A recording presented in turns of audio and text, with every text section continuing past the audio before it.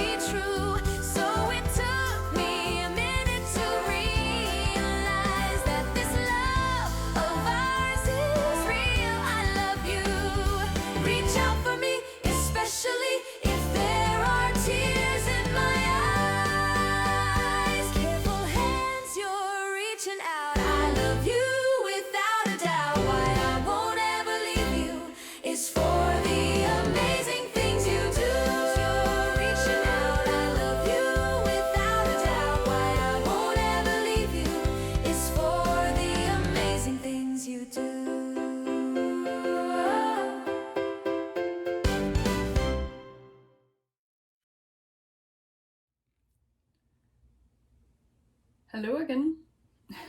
It's almost 2 hours later now, and I have written an entirely new chapter 8, and I have written just above 4,000 words for this new chapter.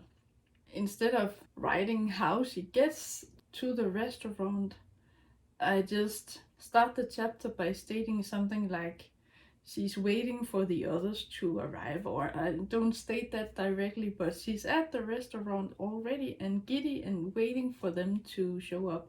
And they're a bit late, but they show up, and then Katrina is a bit disappointed, or not disappointed, but she's puzzled because one of the kids hasn't come.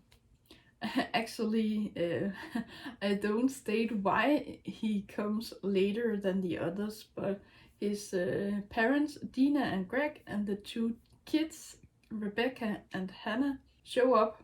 They're late, but Charlie, this young man, comes to the restaurant later, and obviously he didn't come there with them. I think he might have taken his bike or taken a taxi or something. He needed to be somewhere else before going to the dinner, and so he's late. But yes, they are all at this restaurant, and they order something to drink and something to eat, and they talk. It's basically a chapter where they talk a lot, but my main character isn't really sure about what she should say to Dina and her family, so she just takes a back seat, metaphorically speaking, and just leans back, listening to the others talk, and she gets to be a fly on the wall. But then suddenly this young man turns to her directly and starts asking her questions, and because she's in a weird situation, the others think that what she likes to do in her spare time is a bit odd. But the others, except for the dad, Greg, accept this, and the young man tells his dad not to be such a boomer because he's a bit traditional in a sense. He's not modern thinking and accepting of people being different than what he knows. He's a very traditional and conservative man himself, and there's a tension between him and his wife as well. And I write something about how they start to argue at the dinner table while the kids are present as well, but the kids just try to ignore it and try to pretend like nothing is happening. And then Charlie tells my main character that she shouldn't take it that seriously, that it's something they tend to do, and then they make up afterward. I don't go into detail with that, but my main character gets it and says, oh, so that's what they're going to do. And Charlie, their son, just tells Katrina that it's okay and that they do this regularly. They fight and then they make up, but at least they're still passionate about their marriage, and they're still passionate about him and his sisters, and he takes that as a good sign. And then he talks to Katrina about the divorce that she has experienced close up, because the family she's with, or the kids that she has to take care of sometimes, aren't really hers, but the divorce that their parents are going through is taking a toll on her as well, and she has to remember that, oh, actually I'm going through something similar. And this Charlie guy mentions this divorce that she has or is experiencing firsthand or secondhand, or whatever you can call it. They talk, and Dina flirts with my main character, and my main character tries not to flirt back, and Greg is just sitting there brooding and just, I don't like this. He's jealous, and he doesn't want his wife to like my main character, but of course that's natural. My main character is into this young man, and she really wants to be with him, or at least flirt with him, but she can't. It would be too complicated if she starts a relationship with her colleague's uh, son, and there's stuff going on besides this that I won't talk about, but it's important for the main character to experience highs and lows in this new life of hers. So it's not all bad, but it's not all good either. And I write the very few or the very last sentences in this chapter is about if she can't, or something about money can't buy happiness and money doesn't guarantee a good life. And I also state something like, if she can't have the life that she wants to have, or wants to like the life that she's actually got.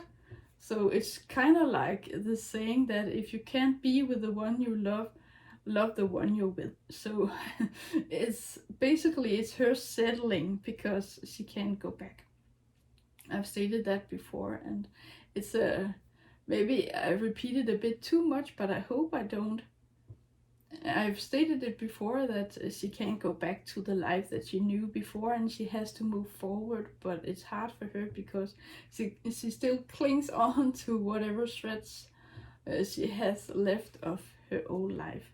But yes, this chapter is above 4,000 words long, and in total the novel is about 88,500 words. So I'm still building it up. I'm afraid that I'm going to end up with a draft that's too long. That's a lot longer than the original draft, but I also think that the original version of the story was lacking. There were chapters that I hadn't included, or things, story events that I didn't include that were relevant to include, and I'm including them now, and that makes the story longer. So I'm considering if I need to delete one of the earlier chapters. I have several meetings in the beginning of the novel, and maybe I don't need all of them. I think I actually have 3 meetings now at this company where my main character works, and I think that I only need 2, or maybe I only need 1. I don't really know how the story would flow, or if it would work at all if I take a chapter out completely. So I will have to add a bit of something else to bridge the gap between chapters. But I hope that it will work out all right. The next chapter will be about how Katrina is still sad. Okay, I just had to read the outline for the next chapter. It will basically be a chapter where I add something new at the beginning, but I don't think that is going to take up that much space in the novel. It will be a few paragraphs, I think, and hope, and then I will keep the rest of the old chapter 10. It will be chapter 9 in this, so I move it back a bit. I have combined things and taken out things, so I think and I hope that I have fixed the chapter numbers in the 2 versions I have, or not the 2 versions, in this document with the old versus new outline, and then the document where I write the novel itself. So I had to just basically, I made the chapter numbers don't correspond anymore, but I added a headline for chapter that's not there anymore. And then I just wrote something like, I have taken something out before this, or after this, and before the next part, and just kept or just adjusted the chapter numbers besides that. I don't know if that makes sense. So the old version is chapter 1, and then I added something, then chapter 2, chapter 3, chapter 4, chapter 5, chapter 6 and 7, and then I skipped something, and then the next chapter from the old version is chapter 10. And the new numbers are the real numbers. Those are the numbers that I work with or apply to my writing logs when I'm working on this story. So I hope that it makes sense to me and to you, these numbers that I'm talking about. So I have just written chapter 8 and I will write chapter 9 in the next one, or adjust that. I hope and I think that I won't need to change that much about it, because I think that I need to keep the most of that chapter and then just adjust the beginning of it. But we will see. I don't remember all the details and how far into the chapter I have to go to switch to the old version. But yes, that's it for this writing vlog. I hope you enjoyed it, and I hope you will watch the next one. Until then, take care. Thank you for watching.